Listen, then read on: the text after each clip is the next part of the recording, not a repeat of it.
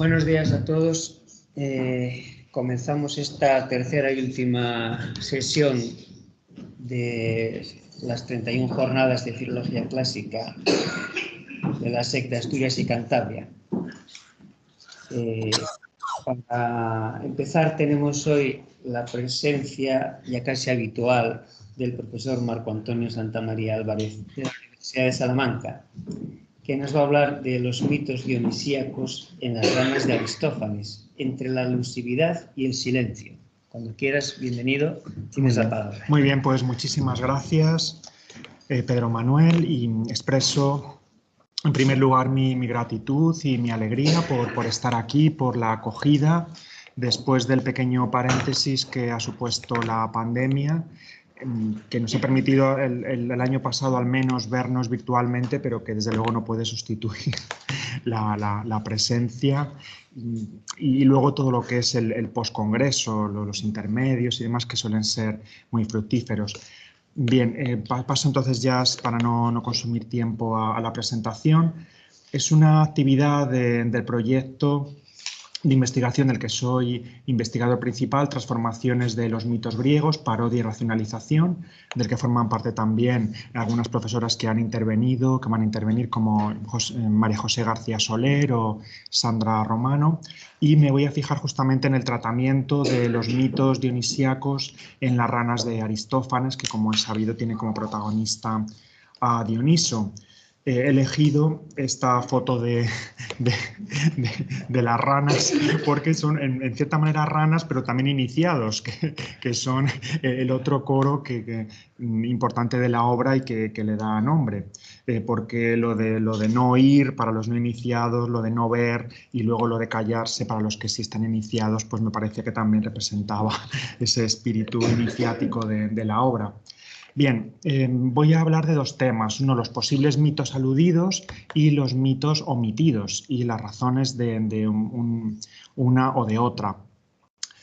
Hay tres posibles mitos que están aludidos. Uno es el retorno de Hefesto al Olimpo sobre un asno conducido por Dioniso, el descenso de Dioniso al Hades guiado por Prosimno para sacar a su madre, y el mito órfico de Dioniso y los titanes que matan al niño, a Dioniso niño, y lo devoran. Bien, como es sabido, la comedia de las ranas, que fue puesta en escena a finales del siglo V, en el 405 a.C., en las fiestas leneas, tiene como argumento el descenso de Dioniso al Hades para rescatar a Eurípides, que acababa de morir y había dejado huérfana a la tragedia ateniense. De modo que Dioniso le echa mucho de menos y se propone bajar al Hades para traer de vuelta a Eurípides y que siga componiendo esas tragedias que tanto le gustan y que tanto echan de menos. La obra comienza con un personaje montado sobre un asno, que veremos muy pronto que es el esclavo Jantias, que tiene además encima todo el bagaje, todo el cargamento propio de un viaje. A pesar de estar en el asno, él sigue cargando con todos esos cachivaches que llevarían. Y por otro lado, Dioniso, que va a pie y que, como vemos aquí, ya podemos más o menos intuir que lleva una indumentaria que no es muy propia de él, porque lleva el arco. En realidad, en la comedia habla más bien de la maza que lleva en este brazo. Lleva también la leonté, es decir, el manto de león propio de Heracles, es decir, que va disfrazado de Heracles, porque se dispone a iniciar el descenso como si fuera un nuevo trabajo de Heracles, concretamente el de rescatar a Cerbero del otro mundo y traerlo a la tierra como uno de los 12 trabajos que tuvo que realizar. Entonces él va en primer lugar a la casa de Heracles para preguntarle cómo ir al Hades, que le dé consejos y le diga cuál es el camino más cómodo, etc. Entonces empezamos con esta escena repentina que sorprendería seguramente a los espectadores, y que, sin saber qué personajes eran, identificando probablemente a Dioniso, a alguien subido en el asno, tendría que recordarles de manera casi inmediata las imágenes del retorno de Hefesto al Olimpo.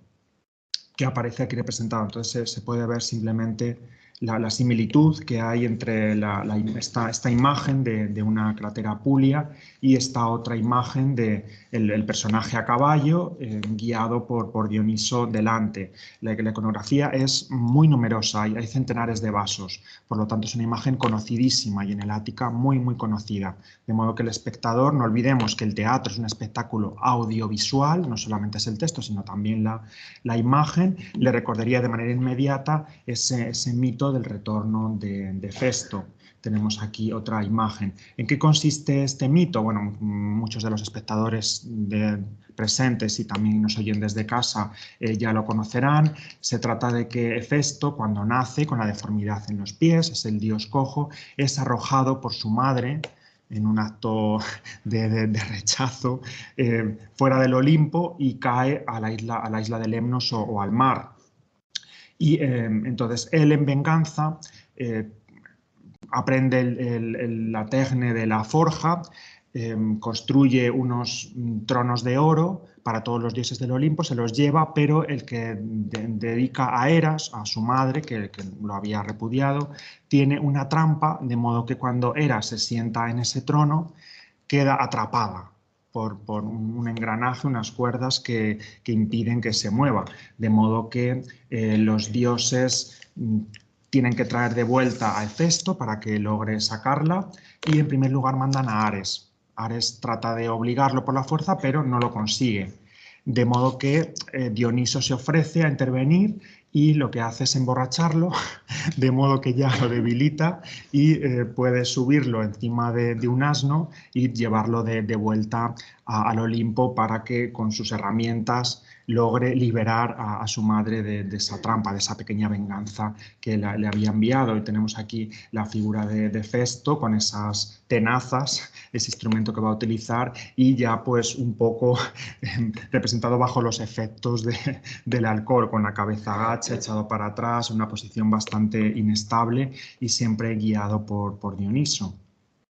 O tenemos aquí otro ejemplo también de figuras negras, un poquito más antiguo, nuevamente el asno, Festo esta vez tiene una lanza, Dioniso delante y en fin, se caracteriza la escena por ser enormemente festiva.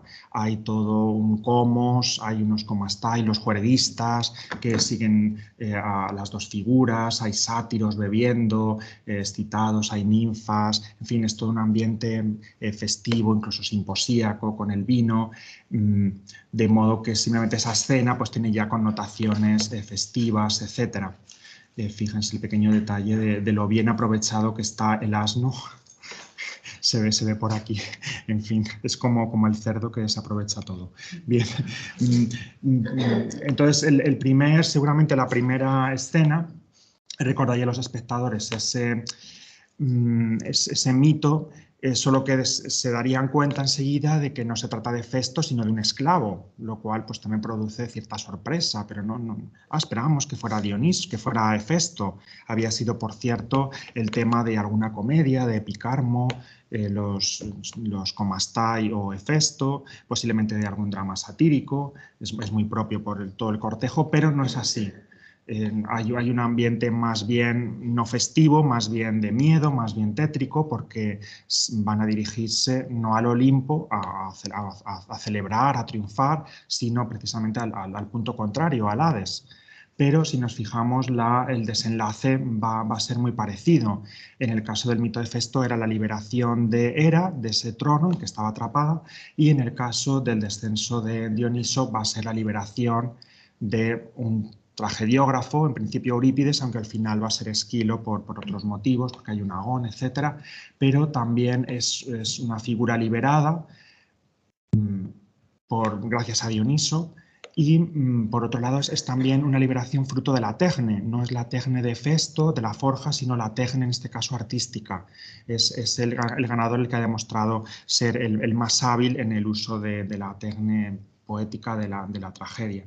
Bien, el otro mito que está aludido seguramente en la obra es la catábasis de Dioniso. Hay una catábasis que cuentan varias fuentes en que Dioniso, cuando su madre muere y él se hace mayor, claro, baja hasta el Hades para liberarla y para convertirla en diosa y llevarla al Olimpo, como una diosa a la que llama Tione.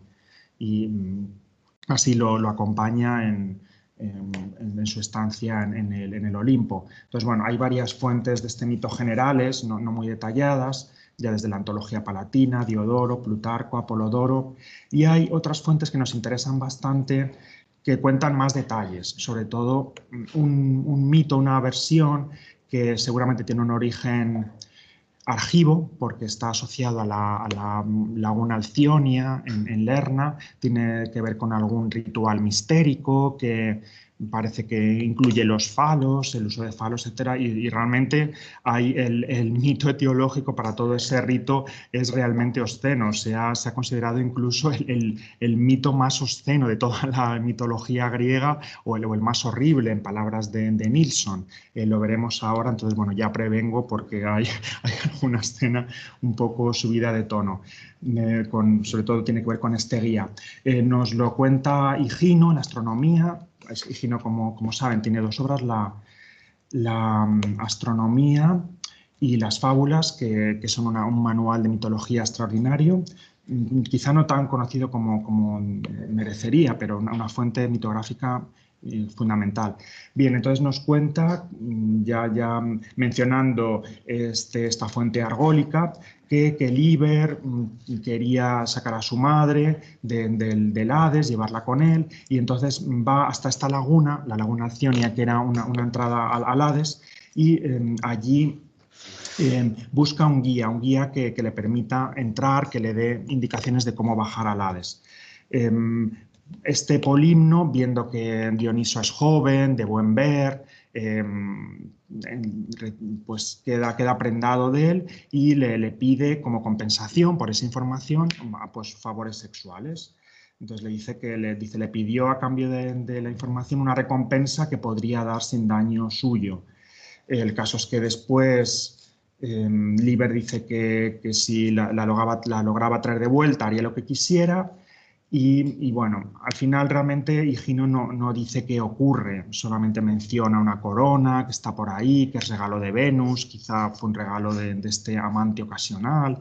No estamos muy seguros, aunque Higino se centra en la corona porque después tiene un catasterismo que es lo que le interesa. Entonces no da detalles de qué ocurre luego, le parece quizá un poco improcedente. Pero Clemente, tenemos la suerte de que sí lo cuenta, como es un cristiano que quiere dejar en mal lugar a los paganos, pues sí da detalles escabrosos precisamente para desprestigiar y demostrar que los ritos dionisíacos pues son degenerados y horribles. Y como todo ese culto a los falos, las procesiones con falos gigantes, etc. Y cuenta el mito que originó todo eso. Nuevamente es un guía, Prosimno. En este caso no es Prosimno el que se enamora de Dioniso, sino al revés, para dejar en mal lugar al dios. Hay quizá alguna intervención, alguna manipulación. Entonces,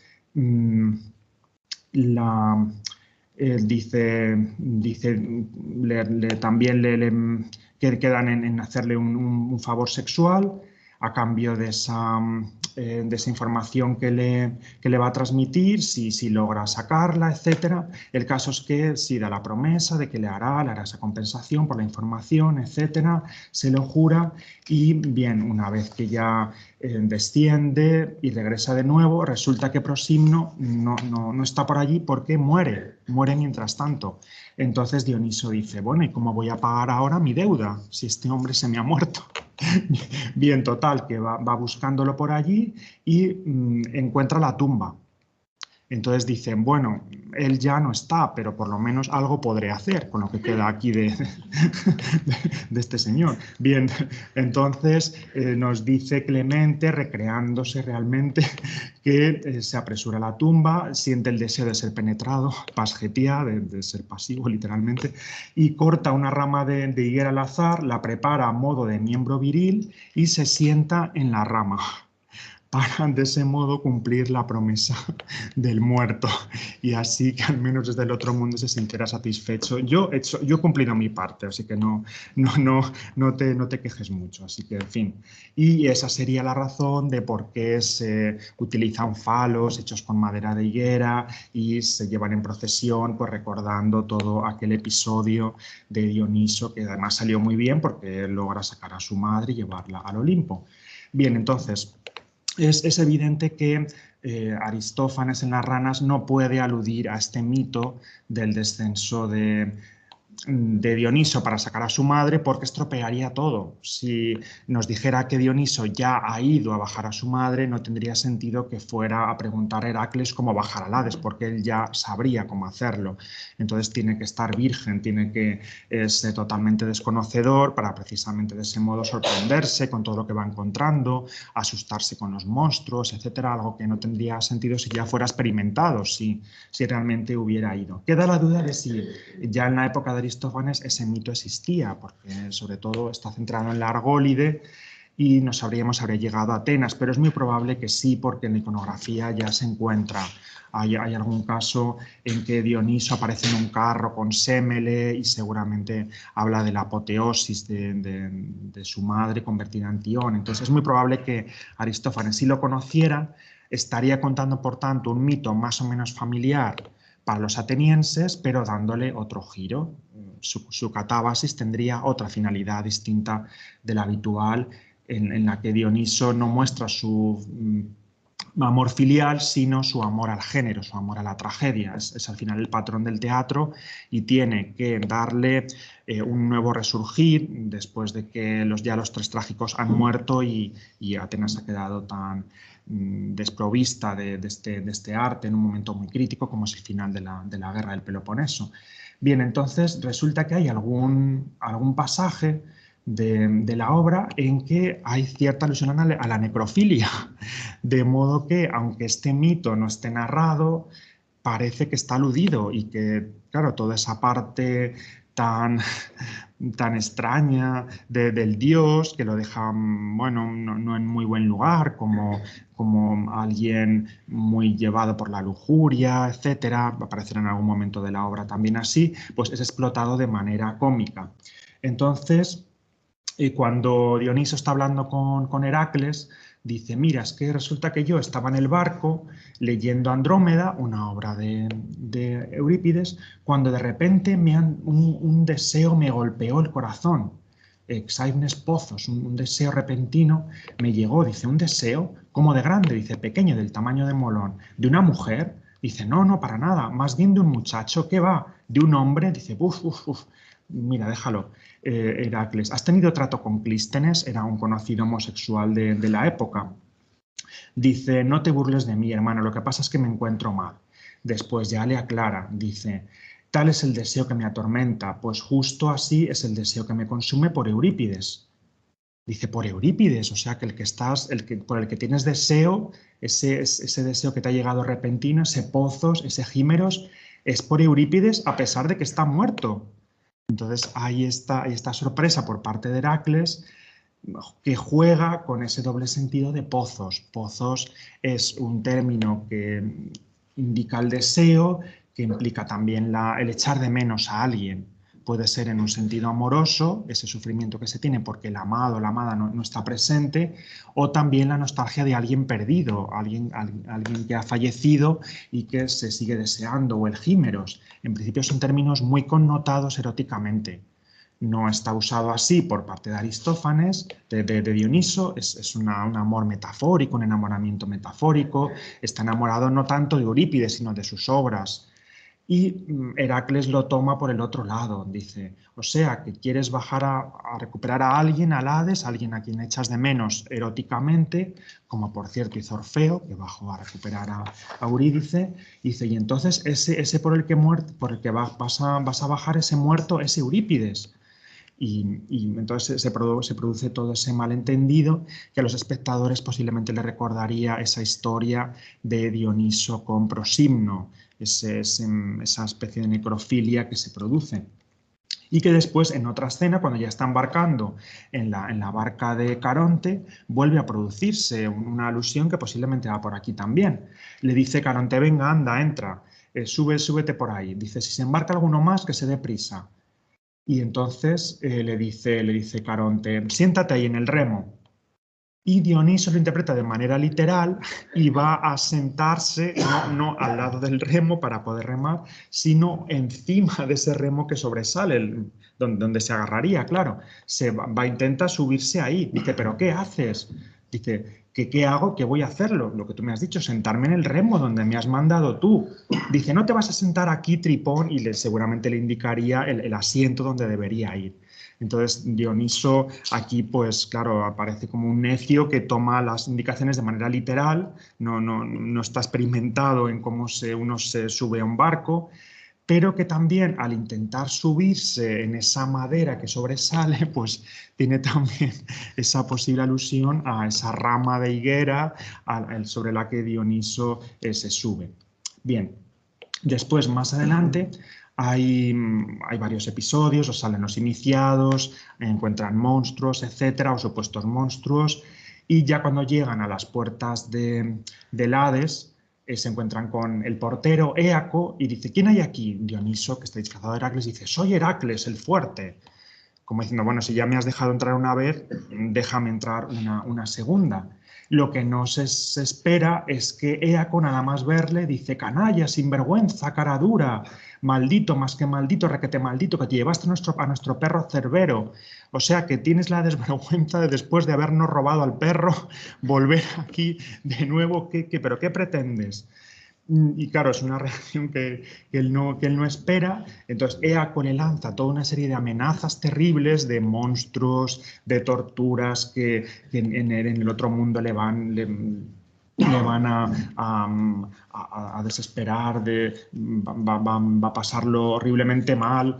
Te vigila la piedra de negro corazón de la Estigia, el peñasco de Aqueronte, Equidna de 100 cabezas te destrozará las vísceras, pegará tus pulmones, la murena Tartesia, los riñones te los harán pedazos las gorgonas de Titrante, que me voy a lanzar a buscar con pie veloz. Y el pobre Dioniso, con perdón de la expresión, se caga la pata abajo de todas esas amenazas y lo dice así literalmente, dice, me he cagado ya mal Dios.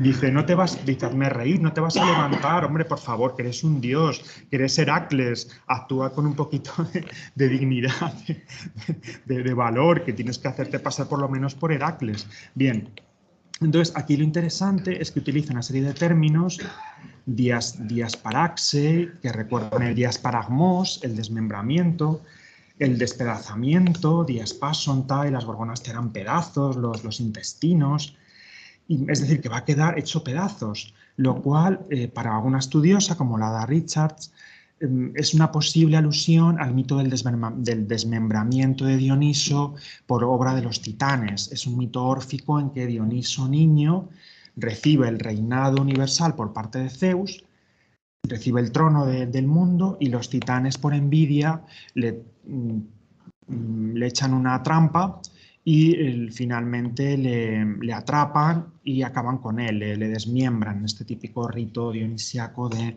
desmembramiento de los animales, y no solo eso, sino que se comen sus restos.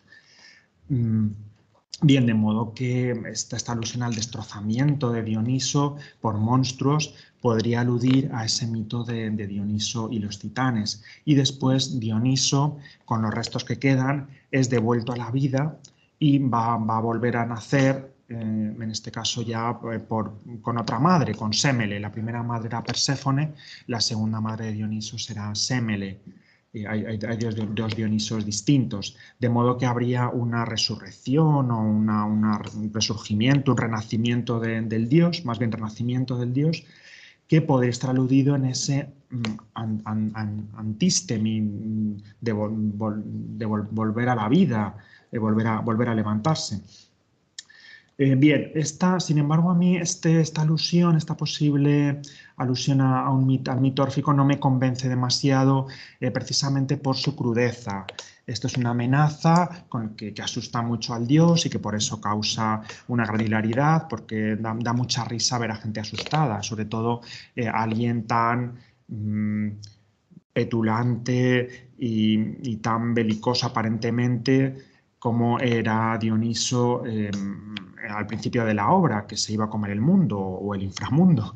Bien, en este caso es todo lo contrario, que toda la valentía supuesta que demostraba se vuelve contra él y a la primera de cambio se viene abajo. Bien, entonces me parece quizá un poco improcedente que se aludiera a un mito tan crudo y con unas connotaciones religiosas tan fuertes y que además no era un mito tan conocido porque era más bien propio de los misterios en esta escena que es más bien jocosa. Entonces a mí me cuesta más bien creer que cuando un espectador oyera todo esto, pensara, aunque fuera con esos términos, pensara en ese mito de Dioniso. No creo que su mente se fuera a ese lado, mientras que al ver la imagen inicial de alguien en un burro guiado por Dioniso o al ver la catabasis de Dioniso sí podría pensar en esos otros mitos que están detrás.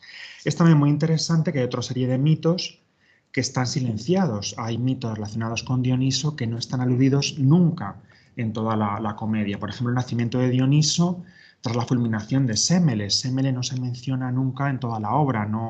Dioniso no tiene madre. ¿Por qué? Porque sus connotaciones son trágicas, son muy tristes.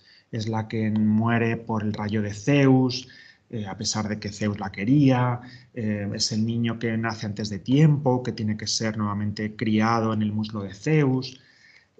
Tampoco hay alusiones a la persecución de oponentes por parte del dios mediante la locura. Todos estos adversarios del dios, como Licurgo, como Penteo, es el famoso argumento de las bacantes de Eurípides, o bien mujeres que no se convierten en bacantes y son castigadas por ello. Todos los que se oponen al culto de Dioniso, los que no quieren unirse a su cortejo, son castigados con la locura de manera a veces muy cruel. Aristófanes omite toda alusión a la locura, tanto de Dioniso como provocada por Dioniso, porque las connotaciones son terribles, causan espanto. Era quizá incluso un miedo muy real que podrían tener los espectadores de que esa locura les llegara. Entonces no es nada procedente en un género dado a la risa mencionar estos aspectos de Dioniso, son aspectos que se silencian absolutamente. Tampoco aparece, como es normal, mitos en que el dios muestra su valor, como el de la gigantomaquia, en la que el dios participa y combate con los gigantes, o la expedición a la India, que requiere un gran valor, un gran arrojo, es una expedición, un viaje largo, en que el dios muestra resistencia, liderazgo. Justo la imagen que da Aristófanes es la opuesta, es alguien que no vale ni para ir a la otra esquina. Bien, sí que es verdad que hay alguna alusión a la locura, a la Bargeia, pero Aristófanes tiene el gran cuidado de ponerlo todo fuera de la obra. Las alusiones son siempre a otras obras o a otros autores. Entonces habla de Cratino como el Taurofagos, es el devoratoros, pues su lengua, que conocerla es una especie de iniciación. Alude a su estilo, al estilo de Cratino, muy poderoso, muy fuerte, pero también al hecho de que Cratino es dionisíaco por su conocida afición a la bebida. Claro, entonces es báquico en ese sentido. Lo deja fuera de la obra. Cratino, otro autor, es el báquico, no el Dioniso de la obra. O bien, entre las citas que hacen los diferentes los dos tragediógrafos, Esquilo y Eurípides, en la segunda parte de la obra, en el Agón, se cita un comienzo de la Hipsípila de Eurípides, lo cita el propio autor, y ahí se aparece Dioniso con tirsos, con pieles, en esta escena de Euribasía, del culto báquico, menádico, etc. Y, sin embargo, queda fuera de la obra. Esa imagen de Dioniso es más bien propia de la tragedia, más bien propia de Eurípides. No es, desde luego, propia de de la obra de ese momento. Y el propio Esquilo es también llamado el soberano báquico por su estilo, porque está muy próximo a los orígenes de la tragedia, conectados con Dioniso, etc. Pero siempre queda fuera. Ese Dioniso báquico no es el Dioniso protagonista de las ranas. Bien, pongo ya simplemente la bibliografía. Entonces, he visitado la Richards, una obra muy importante sobre las ranas, y alguna otra obra que trata del aspecto, pero bien, acabo finalmente con unas palabras de Dover, que parafraseo, en que dice que Aristófanes, como autor cómico muy consciente, lo que hace es efectuar una selección de todos los elementos del culto, de los mitos, de la imagen de Dioniso, que son idóneos para esa comedia y para ese argumento, mientras que deja de lado todo lo demás, precisamente porque no contribuye al humor, y no solo eso, sino que puede estropearlo con connotaciones trágicas, incluso de miedo y de ese respeto que infunde esa otra faceta oscura del dios. En las ranas solamente aparece el dios cobarde, el dios lujurioso, el dios bufón, del que nos reímos, pero también con el que nos reímos haciéndole homenaje, que es de lo que se trata en ese género de la tragedia, de la comedia, perdón. Así que muchas gracias por la atención.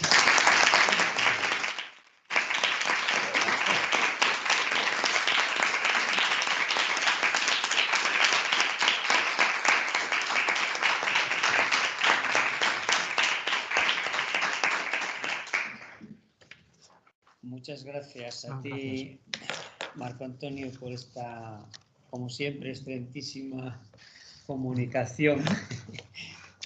Tenemos un minuto por si alguien quiere hacer alguna pregunta o algún comentario.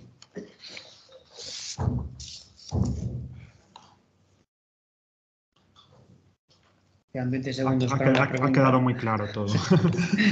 No, está muy bien. Es que a mí desde luego me parece que considero que las supuestas alusiones al desmembramiento yo no lo veo para nada. Vamos, además hay más en ese contexto que acaba como acaba, ¿no?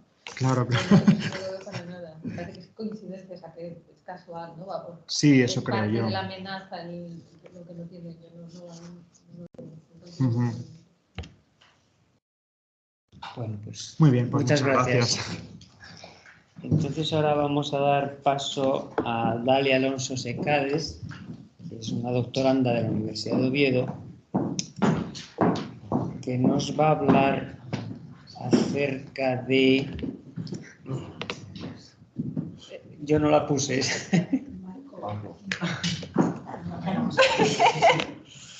No pasa nada, no pasa nada. Acerca de por qué la espera suena, el pis, pozos y otras maneras de sobrevivir a Ítaca. Pero vamos a esperar un segundo. Un second, please. A ver cuál es. ¿Lo saco escritorio? Vale. ¿Cuál es? Vale, se va a PowerPoint y pongo.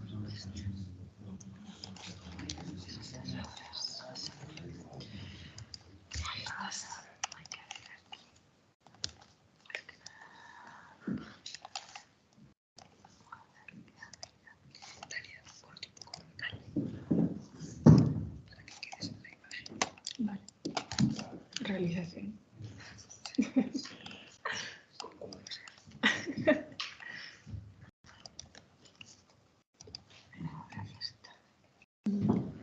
A ver. Voy a sacar los papeles correspondientes. Bueno, buenos días a todos. Espero que estéis bien. Ya mi antecesor en esta mañana ya ha hablado de un poco de pozos, así que me parece que estamos en un buen ambiente para seguir hablando del tema. En primer lugar, y como no podía ser de otra manera, pues me gustaría expresar mi agradecimiento al Departamento de Filología Clásica y Románica, a la Sociedad de Estudios Clásicos, presidida por Pedro Manuel Suárez, por concedernos un año más y esta vez por fin en versión presencial este espacio de diálogo en el que podemos mostrar los pequeños avances de nuestras respectivas investigaciones y bueno, esas magias que hacemos un poco todos los días aquí pasando tantas horas leyendo tantas cosas. Hoy hablaré, como sabéis, de la expresión y del tratamiento de la esperanza y del deseo en la Odisea, una parte de mi trabajo, importante de mi trabajo de tesis doctoral, dirigida por el profesor Manuel González Suárez, que está aquí presente. Un aplauso al público. El texto homérico, como siempre, resulta una fuente inagotable de situaciones y de emociones que estudiar.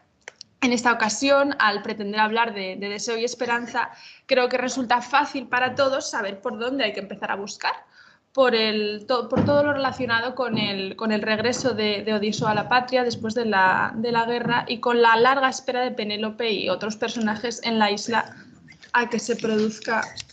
Vale. Es que yo creo que no se puede quitar, ¿no? Sí, vale. Perdón, vale. Todo lo relacionado con el regreso de Odiseo y la larga espera de Penélope y otros personajes en la isla. Una serie de situaciones, de contextos, de escenas que yo he querido agrupar bajo la expresión, la frase sobrevivir a Ítaca. Sobrevivir a Ítaca es sobrevivir a la espera tanto de ida como de vuelta, tanto desde dentro como desde fuera de la isla, que desde luego es un espacio importante en el texto homérico. Yo creo que la esperanza del regreso de Odiseo actúa de dos maneras complementarias, por una parte desde el punto de vista de Odiseo y por otra parte desde el punto de vista de los otros personajes, especialmente de Penélope. Para Odiseo, esta supervivencia esta supervivencia es para Ítaca, se trata de sobrevivir para Ítaca, es decir, de vivir aferrado a esa esperanza, a ese deseo de llegar y de recuperar su antigua vida tal como la dejó. La esperanza de que podrá deshacerse de la nostalgia que él siente por su propia ausencia en la isla. El héroe va a hacer todo lo posible por superar todos los obstáculos que le surgen por el camino y conseguir su objetivo último, es decir, saciar la esperanza, saciar el deseo de terminar con ese viaje. Para Penélope y otros personajes como Telémaco, Anticlea, Laertes, los que se quedan, se trata de sobrevivir a Ítaca, de sobrevivir a todo lo que está pasando allí dentro de la isla. Viven aferrados a la esperanza de que él llegará y de que deshará los cambios que se han producido durante su larga ausencia, todo el tema de los pretendientes, todos esos cambios negativos para ellos, porque ellos al final están siendo acosados en su propia casa, por así decirlo. El palacio ha dejado de ser un hogar y es una especie de cárcel, una cárcel de oro, sí, pero una cárcel especialmente para Penélope. Ya no es la casa de Odiseo, sino que es la casa de los pretendientes. Entonces, ante esta problemática, pues esta gente, estos personajes, hacen un poco lo que pueden por sobrevivir a esa espera, se aferran al deseo y a la esperanza de que Odiseo sí que va a regresar para sobrevivir a esa situación sin desesperarse, aunque, como ya sabemos y como veremos a continuación, hay algunos que no pueden soportar, que no pueden tolerar esa espera. En esta comunicación lo que voy a hacer es presentar los primeros resultados del estudio de estas situaciones de espera, una investigación que está orientada a partir del rastreo de dos lexemas habituales en griego para describir esperanza, deseo, nostalgia, espera, todas estas nociones, porque por algún sitio hay que empezar. Estos lexemas de los que voy a hablar hoy son el, poma y el pis, todos estos verbos y sustantivos, y sobre todo pozos. Pozos, pocio también, derivados. También voy a hacer algunos comentarios a partir de situaciones de espera representadas en el poema, en las que a lo mejor no aparecen estos lexemas, pero que pues son bastante reconocibles. La exposición va a estar estructurada en tres partes, va a ser breve dentro del tiempo establecido, no os preocupéis. En la primera parte voy a hablar de las nociones de acción y de pasividad en las esperas respectivas de Odiseo y de Penélope, y sobre todo del papel del tejido y de la estratagema del telar en la espera de Penélope. En la segunda parte voy a hablar de la nostalgia y del deseo como entes no, pero como fuerzas consumidoras y cómo los distintos personajes que se quedan en Ítaca se manejan con ellas o contra ellas.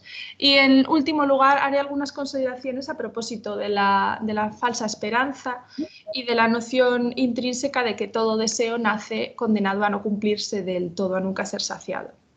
Vamos ya con la primera parte. Bueno, pues aparentemente, pero solo aparentemente, Penélope es un personaje muy estático en el poema de Homérico. Su línea narrativa, todo lo que ella hace durante el poema es estar esperando en su casa metida sin poder hacer mucho más que esperar. Solamente hay dos desenlaces posibles para ella. O bien Odiseo regresa y todo se restaura, aunque todos sabemos que nunca se va a restaurar tal como estaba antes, pero bueno, eso ya lo veremos después. O bien Odiseo no vuelve y tal como él mismo dictaminó cuando se fue, ella debe volver a casarse y abandonar el palacio. Que se produzca un desenlace u otro no es algo que ella pueda controlar, porque a priori no puede, como decíamos, hacer mucho más que estar encerrada en su casa y ya más que en su casa, en sus aposentos, en su cuarto. Su papel en la casa y en la historia no puede ser activo de ninguna manera, ¿no? Nos recuerda Telémaco en ese pasaje del libro primero, muy conocido, cuando el Aedo está cantando para los pretendientes las hazañas de Odiseo y ella baja y se queja porque, oye, me da mucha pena esto que me estás contando, ¿podíais parar? Gracias. Y Telémaco, que está adolescente, está chulito, le contesta lo siguiente. Madre mía, ¿por qué ahora le impides al muy fiel Aedo que nos deleite del modo en que le impulsa su mente? No son en nada culpables los Aedos, sino que en cierto modo es Zeus el responsable, quien da a los mortales comedores de trigo lo que quiere y como quiere a cada uno. No es motivo de indignación contra este el que cante el triste final de los aqueos, que los hombres celebran más el canto que les resulta el más novedoso a los oyentes. Que tu corazón y tu ánimo se armen de valor para oírlo, pues no fue Odiseo el único que perdió el día del regreso en Troya, sino que también muchos otros guerreros allí perecieron. Y entonces le dice, así que vete adentro de la casa y ocúpate de tus labores propias del telar y de la rueca, y ordena a las criadas que se apliquen el trabajo. El relato estará al cuidado de los hombres y sobre todo al mío. Mío es, pues, el gobierno de la casa. El relato, que es esa palabra mitos que tiene tantos significados, pero que en este contexto no es el mito como lo entendemos en sentido general ahora, sino la palabra, el discurso público especialmente. Entonces, pues, en resumen, que Penélope no puede hacer nada más que estar en su habitación llorando y tejiendo.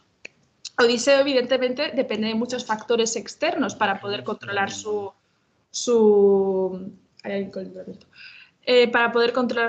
espera, pero puede hacer algo por ella, puede hacer algo por adelantar su partida, por solucionar ese deseo de regresar. Aunque le pongan muchos impedimentos externos, él sí que puede, es el que tiene que regresar. La espera del héroe es algo más activa que la de la heroína. No mucho más, pero bueno, la de ella parece verse abocada a una pasividad desesperante que incluso los otros personajes le imponen. Sin embargo, Penélope, como sabemos, es un personaje inteligente, tan inteligente como Odiseo. Son muy complementarios. Ella nunca, realmente a nivel intelectual, nunca se la pone por debajo de Odiseo. Ella lo que va a hacer es emplear las pocas armas que tiene, de las que tiene disponibles, quizá no para hacer más activa su espera, quizá yo no lo expresaría así, pero sí para por lo menos ganar tiempo, imponer sus tiempos, valga la redundancia, a esta espera y a este diálogo con la esperanza. Estas armas tienen un único objetivo, que es dar largas y distraer a los pretendientes, que son los que la están presionando y los que están tratando de forzar uno de estos desenlaces que antes comentábamos ante el dilatadísimo retraso de Odiseo. Penélope va a utilizar varias veces el verbo elpo, bueno, va a aparecer con ella como sujeto, lo que nos ayuda a ver que ella misma es la que juega con ese azuzar la espera de los pretendientes, alimentar su esperanza, para calmarles y darse tiempo a sí misma, a ganar tiempo para poder retrasar ella misma su decisión, este pasaje del libro segundo. Pantasmen relpei, kai hipisgetai andri casto, Agelías proyeisa, no os dejó ya la menoina. Entonces da esperanzas a todos y a cada varón le hace promesas enviándoles mensajes, pero en su ánimo piensa otras cosas. Este pasaje se va a repetir luego en el libro 13, cuando Atenea le está hablando a Odiseo de lo que está pasando en Ítaca y le comenta pues, bueno, la misma situación. Es una paráfrasis de que ella está diciéndolas a los pretendientes, sí, mañana. Pero mañana nunca llega y ella va tirando con eso, por decirlo de una manera coloquial.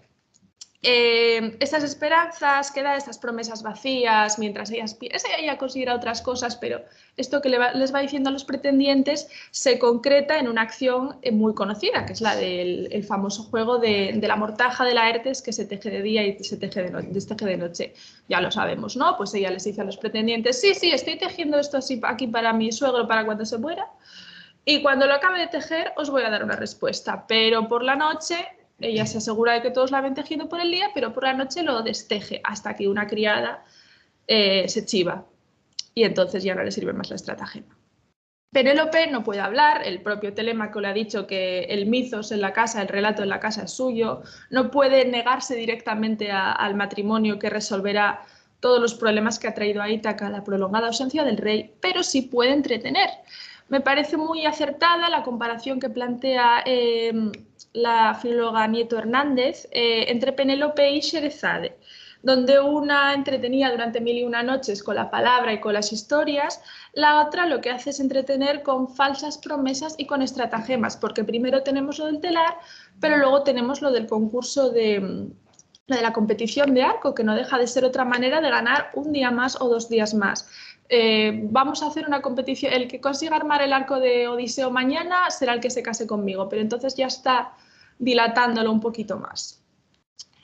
De este modo, y para concluir un poco con esta parte, vemos que Penélope utiliza este tejido, su arma femenina, por así decirlo, como forma de tratar de controlar los términos de la espera, no tanto la espera en sí, porque ella tampoco puede hacer mucho más, pero puede hacer por mejorar su situación y por ganar tiempo.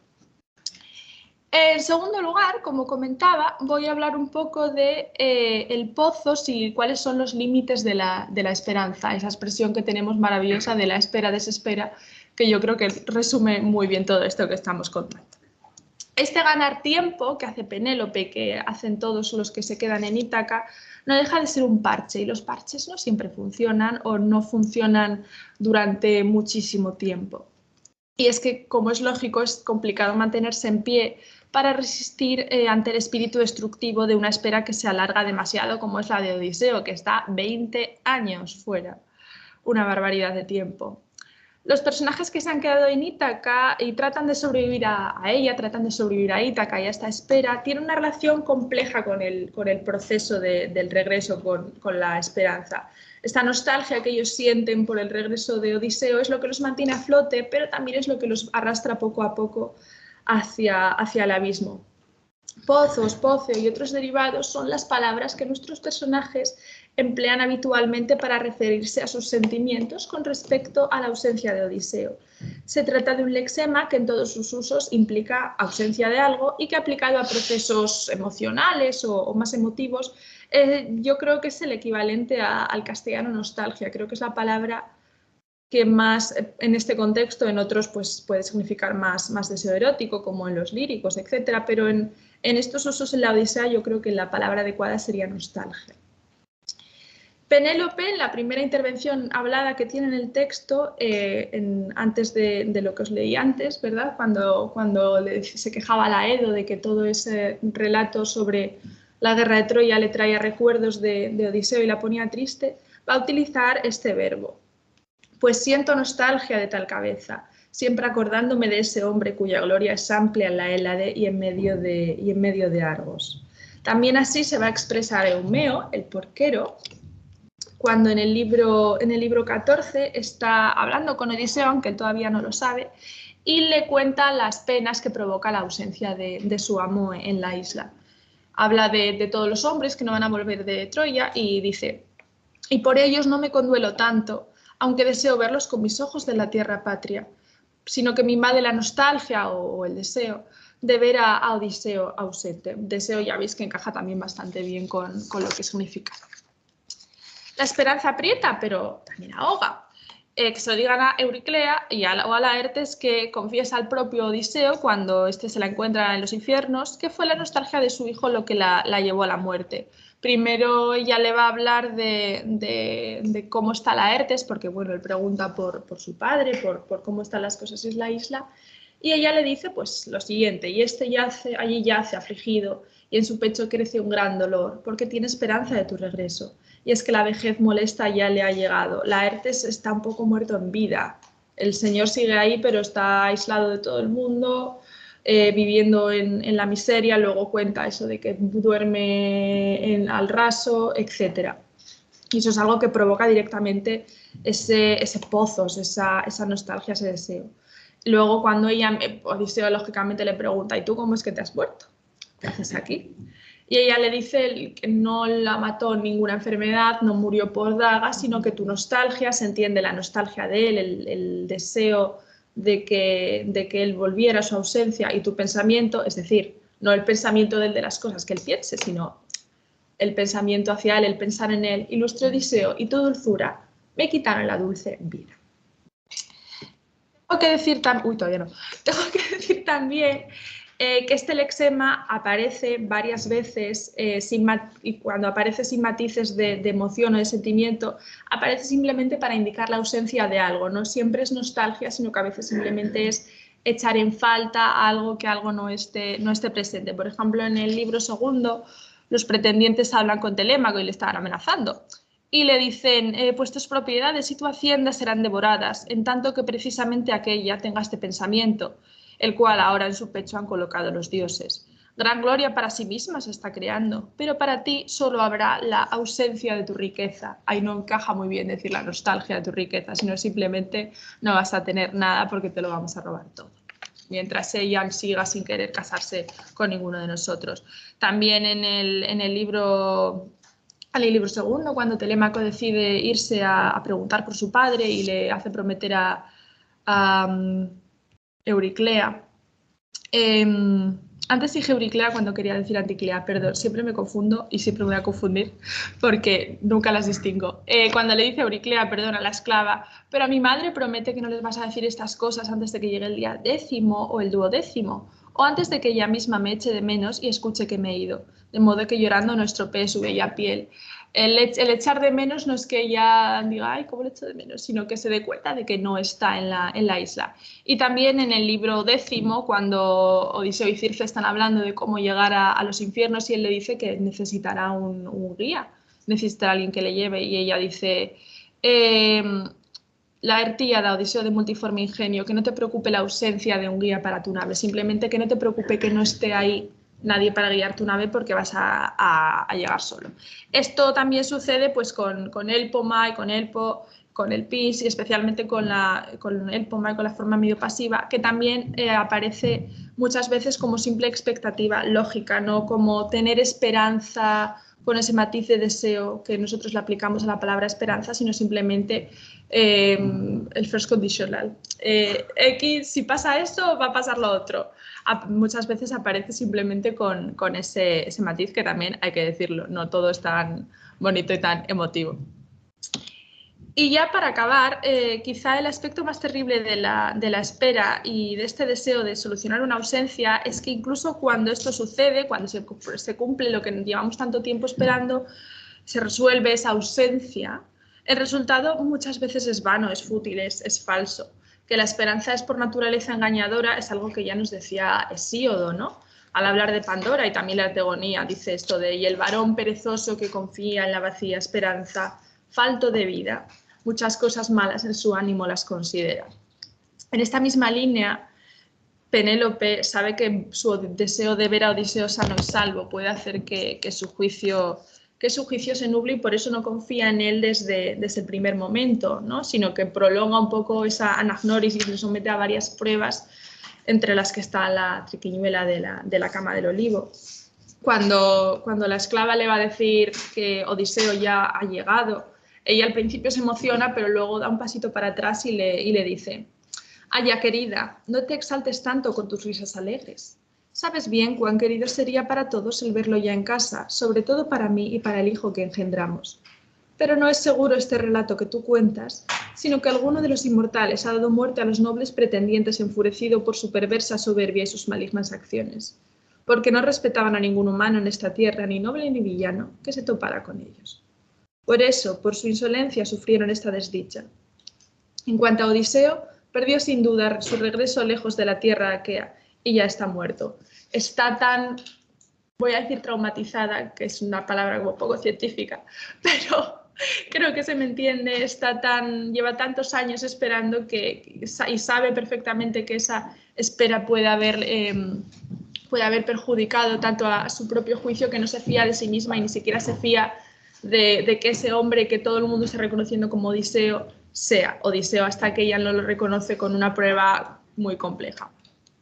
El caso es que Odiseo supera todas las pruebas impuestas por el ojo de la reina y finalmente se produce el esperadísimo reencuentro de los esposos, que al fin pueden decir que han sobrevivido a, por, para Ítaca, todas las preposiciones posibles. Y esta supervivencia, por supuesto, ha sido posible gracias a la acción de la Esperanza, que es una compañera sin duda muy poco fiable y muy exigente, pero que no nos puede faltar en la vida. De hecho, de esta espera de Penélope sabemos todos un poco. Nosotros también estuvimos metidos en casa, no 20 años, pero bastantes días, aferrados a la promesa de que todo iba a volver a ser como antes durante bastante tiempo. De hecho, aunque no estuviéramos encerrados en casa, siempre estábamos con eso de la nueva normalidad. ¿Y realmente alguien se creía de verdad que la nueva normalidad iba a ser normal? Pues no. Pero aún así aguantamos y nos lo negamos, lo asumimos un poco como podíamos porque para sobrevivir es necesario tener siempre un poco de esperanza, y el principio de la esperanza es el autoengaño, el mantener las falsas promesas para poder sobrevivir, porque si pensamos que, de hecho era una de las explicaciones a la jarra de Pandora y a que la esperanza se hubiera quedado dentro, porque si también el ser humano perdía la esperanza, iba a perder toda capacidad de sobrevivir, porque si uno estaba pensando todo el rato que se iba a morir al día siguiente, pues se iban a suicidar todos los hombres. Es una de las explicaciones que a mí me parece bastante plausible. Penélope entonces pues sobrevive a Ítaca gracias a la esperanza, y Odiseo también, porque hay algo que le dice, bueno, hoy no he llegado, pero mañana sí, y hoy él no ha vuelto, pero mañana sí va a volver. En la Odisea hay algo que queda un poco sin decir, se comenta, pues siempre se dice que Penélope sueña con el Odiseo que se fue hace 20 años, cuando él vuelve. Parte del no reconocimiento inicial es que evidentemente han pasado los años para los dos y ella se encuentra con un señor que no es el marido que se fue.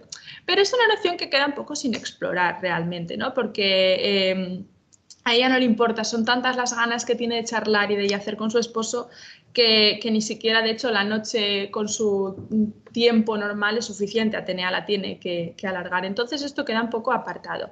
Este tema, sin embargo, el desengaño del tiempo transcurrido, va a aparecer desarrollado en muchos autores posteriores. Todos conocemos la canción de Serrat de Penélope, en la que habla de que ella está esperando muchísimo tiempo y cuando él por fin llega, pues dice, no, es que tú no eres el que yo estoy esperando. También hay una canción de Brassens, muchos poemas, etc.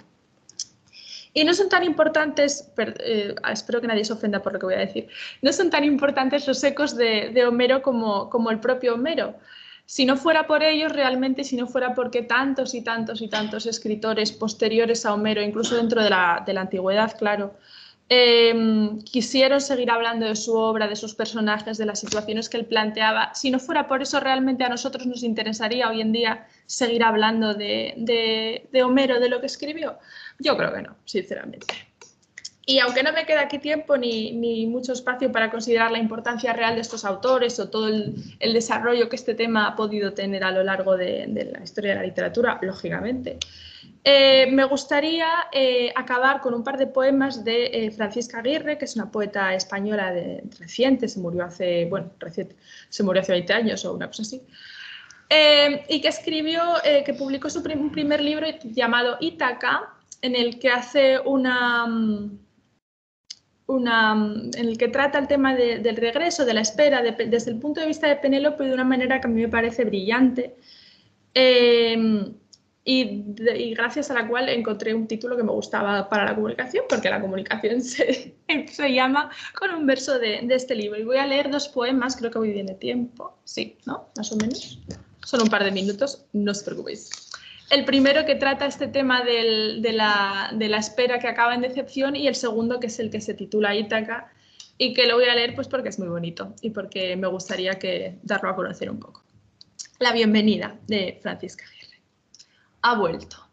De nuevo está sentado a la mesa. Muy breve es el diálogo, pues la historia de Ítaca se resume en lo cotidiano. En su mirada yo escucho, sin embargo, respuestas como el mundo. A mi mesa se sientan Circe con sus sirenas, Nausicaa con su juventud.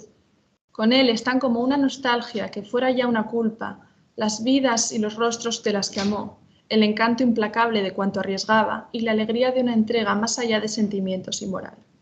Ha vuelto, no sabe bien a qué. Pues más que a morir le teme a envejecer. Sospecha de la calma como si contuviera un virus. Soy para él peor que una traición. Soy tan inexplicable como él mismo. Y el siguiente poema, con el que ya voy a acabar, el que podríamos estar hablando mucho tiempo, pero no es el caso. Solo lo voy a leer, luego ya debatís vosotros. Que se titula Ítaca y que es el que da nombre al libro. ¿Y quién alguna vez no estuvo en Ítaca? ¿Quién no conoce su áspero panorama, el anillo de mar que la comprime, la austera intimidad que nos impone, el silencio de suma que nos traza? Ítaca nos resume como un libro, nos acompaña hacia nosotros mismos, nos descubre el sonido de la espera, porque la espera suena. Mantiene el eco de voces que se han ido. Ítaca nos denuncia el latido de la vida, nos hace cómplices de la distancia, ciegos vigías de una senda que se va haciendo sin nosotros, que no podremos olvidar porque no existe olvido para la ignorancia. Es doloroso despertar un día y contemplar el mar que nos abraza, que nos unge de sal y nos bautiza como nuevos hijos. Recordamos los días del vino compartido, las palabras, no el eco, las manos, no el diluido gesto. Veo el mar que me cerca, el vago azul por el que te has perdido. Compruebo el horizonte con avidez extenuada, dejo a los ojos un momento cumplir su hermoso oficio. Luego, vuelvo la espalda y encamino mis pasos hacia Ítaca. Muchas gracias.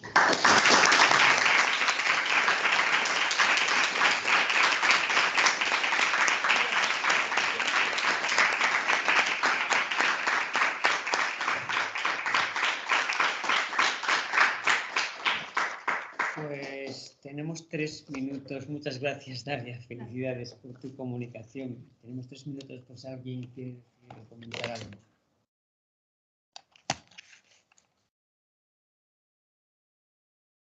Yo te voy a decir una cosa. Ay, ¿cómo lo sabía? ¿Cómo lo sabía? ¿Cómo lo sabías? No, pero no sabes lo que voy a decir. Pero sabía que me ibas a decir algo. Eres una Penélope que me estaba esperando. No, solo voy a decir que me alegro mucho de que estés haciendo tantos progresos en tu tesis. Gracias. Y también que esto es como aquella cosa que se decía de los personajes que buscan autor en las obras de teatro, ¿no? Este es un tema que te ha buscado a ti, porque hace falta tener un alma de poetisa, con perdón, que es la palabra correcta. Sí, lo sé. Como hay que decirlo. No te lo vamos a discutir. Hay que tener alma de poetisa para poder hacer esto que tú haces. Gracias, qué bonito. Nunca me habías dicho nada tan bonito. Bueno, solo decir en la intimidad. Cosas muy bonitas. Gracias, Pedro. A ti por esta comunicación. ¿Alguien más quiere comentar algo? Sí, aquí tenemos a nuestro director de la tesis. No, yo quería 2 matices mucho más prosaicos. Uno, la primera diapositiva que pusiste, el canto segundo, entiendo que la traducción puede ser libre, pero en el último verso ese nos es el sujeto, que tú traduces sí. su ánimo, ¿no? Sí, sería su ánimo, considera otras cosas, pero es una traducción un poco libre. Sí. Eso forma parte del alma de poetisa.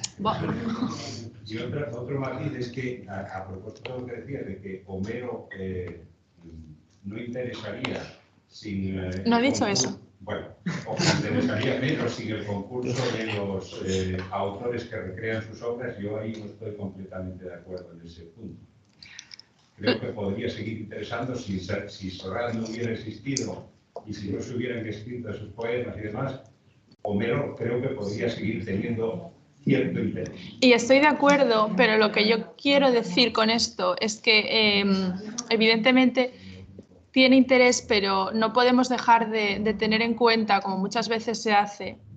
Ya sabéis que a mí me gusta mucho y me tira mucho la tradición clásica, bien hecha. Soy consciente de que es una disciplina dentro de la filología clásica que muchas veces está hecha un poco al tuntún, pero yo creo que si la filología clásica ha tenido tanto recorrido, ha sido porque sus modelos han pervivido, evidentemente han pervivido por una calidad intrínseca y una calidad original, pero otras filologías antiguas a lo mejor no, es un poco la pescadilla que se muerde la cola. Se conservó por su valor intrínseco, claro, pero también se conservó porque se habló mucho de ello durante mucho tiempo. Y no solo en autores o sea, la pervivencia y la tradición clásica no es solo para autores del siglo XX, sino también alguien que en el siglo XV o en el siglo XII escribiera algo con alguna referencia, todo lo que luego se hizo en Bizancio, etcétera, eso también forma parte de la historia de la filología. Entonces, que Homero evidentemente tiene valor por sí, pues claro que sí, no soy yo, no voy a ser yo la que lo diga, pero creo que me entendéis cuando digo eso, que también nos sigue interesando mucho porque ha interesado a mucha gente antes que a nosotros, donde igual a lo mejor hay otros poemas épicos, hay otras culturas antiguas que han tenido menos recorrido, pues por lo que sea, a lo mejor no es porque tengan menos calidad por sí mismas, sino bueno, porque esas cosas pasan. ¿Por qué conservamos más tragedias de Eurípides que de Esquilo? ¿Porque Eurípides era mejor que Esquilo? No, porque sí, porque la transmisión de tradición es un poco así. Entonces no quiere decir que Homero no tenga valor por sí mismo. Perdóname. Y ya está, ¿no? Bueno. Bueno, antes de pasar al descanso quisiera dar un aviso a los alumnos universitarios especialmente. Aquí sobre la mesa hay unas hojas en las que les exponemos una campaña de captación de socios. Tenemos con unas condiciones muy especiales y muy ventajosas que creo que les van a interesar, porque prácticamente les sale gratis. Y sin embargo a nosotros pues nos viene muy bien para tener la fuerza que necesitamos como sociedad, especialmente ante las autoridades. Cuantos más seamos, más representamos, más fuerza tenemos. No importa tanto la cantidad del dinero como la cantidad de personas que queremos ser. Lucía también hará una observación, porque la forma de hacerse socio pues es a través del formulario de inscripción de la propia SEC, pero no hay que pagar nada hasta que la SEC nacional nos pide el ingreso. Simplemente hay que dar el número de cuenta. Creo que era eso, ¿no, Lucía? Sí, a ver, vosotros para hacer, bueno, vamos a pasar el papel para que veáis las condiciones. Lo que tenéis que hacer es entrar en la página web de la SEC y hay un sitio que dice Hazte socio. Entonces, tenéis que rellenar un formulario y tener preparado un PDF con el certificado de matrícula para que se sepa que sois estudiantes, porque a los estudiantes se les paga, o sea, tenéis una cuota reducida. Entonces, lo primero de todo, tener ya ese documento para subirlo a la web. Entonces, vosotros tenéis que esperar a que os solicite el pago, o sea, no tenéis que adelantaros vosotros a pagar, porque algún año nos pasó que alguien se adelantó a pagar antes de tiempo y luego, claro, cuando le llegaba, solo se paga una vez al año y normalmente la cuota llega en enero, me parece que es. Entonces, claro, alguien había pagado en septiembre y luego le volvió a llegar la cuota en enero. O sea, hay que esperar a que... O sea, vosotros seguid los pasos que dice la página web y no os adelantéis a hacer nada que no diga ahí, ¿de acuerdo? Y tenéis preparado el PDF con el certificado, porque os va a pedir que lo subáis a la página. página. Bueno, tenemos aquí a una persona que sabe mucho más que yo de la página web de la SEC, que os lo puede decir, porque es la que la ha preparado. Pero vamos, vosotras seguís las instrucciones y creo que las instrucciones son clarísimas. Me parece que la página está muy clara, ¿de acuerdo? Y las condiciones no las has explicado, ¿no? Bueno, no las explico porque no procede. Creo que cada uno las puede leer y interiorizarlas. La condición es hacerse socio a través de esta Delegación de Asturias y Cantabria. Ser estudiante universitario, puede ser de máster también, siempre y cuando se tengan como asignaturas algunas de nuestro campus. Es la única condición. Y bueno, es muy tentador. Yo, si fuera estudiante, me haría. Te mandan revistas a casa. Sí, está todo explicado ahí. Pero bueno, dejaremos después también algunos folletos por las sillas, por si alguien quiere más que los que están aquí. Entonces, a las 12:15 reanudamos la sesión. Muchas gracias.